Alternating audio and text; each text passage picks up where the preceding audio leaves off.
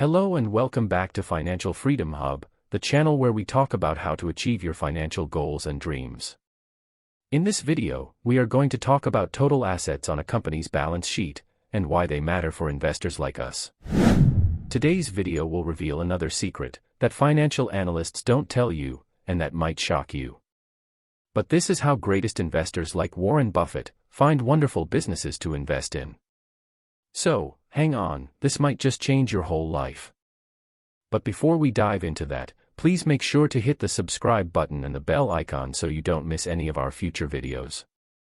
We upload videos on topics related to personal finance, investing, and wealth creation.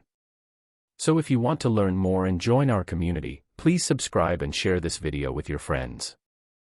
Now, let's get started. What are total assets? Total assets are the sum of all the assets that a company owns or controls. Assets are anything that can provide future economic benefits to the company, such as cash, inventory, equipment, land, buildings, patents, trademarks, etc. There are two main types of assets: current assets and long-term assets.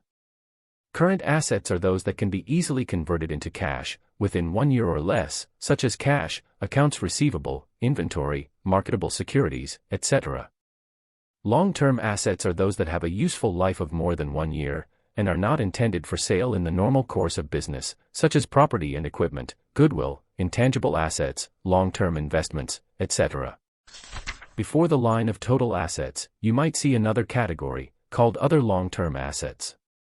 Other long-term assets are assets that do not fit into any of the above categories. In this category belong items like prepaid expenses, deferred tax assets, etc. As they do not tell us much about the company's ability to generate wealth for us, we will skip them for now. The balance sheet is called a balance sheet because the total assets must always equal the total liabilities and shareholders' equity. This is also known as the accounting equation. Total assets equals total liabilities plus shareholders' equity. This equation must always hold true for any company at any time. If it does not, then there is an error in the accounting records or in the reporting process. Why do total assets matter? Analysts use total assets to measure how efficiently the management is using the company's assets to generate income. This is called return on assets or ROA. ROA is calculated by dividing net income by total assets. This tells us how much income a company generates for every dollar of its assets. From the analyst's point of view, the higher the ROA, the better. It means that the company is using its assets wisely and productively. Now, as we are looking for true financial freedom, we should be smarter than that. What we are interested in, as long-term investors, is whether the capital needed to enter the business can build a protection from competition. This is also known as competitive advantage or moat. For example, Coca-Cola has total assets at the level of $97.5 billion and their ROA is 11.16%. Procter & Gamble reported total assets of $122.5 billion and their ROA is 12.4%. And one of the members of the Best American Small Companies list, Sega Technologies, has total asset value of $0.14 billion, with ROA of 15.34%. Now, obviously, it is much easier to start a business with little capital.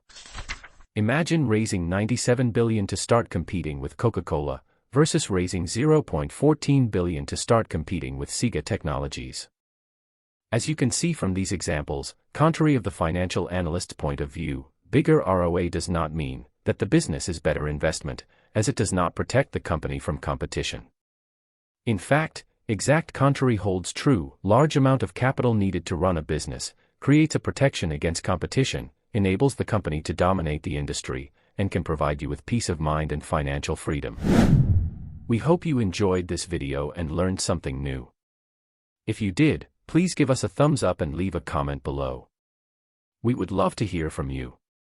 Thank you for watching and see you in the next video.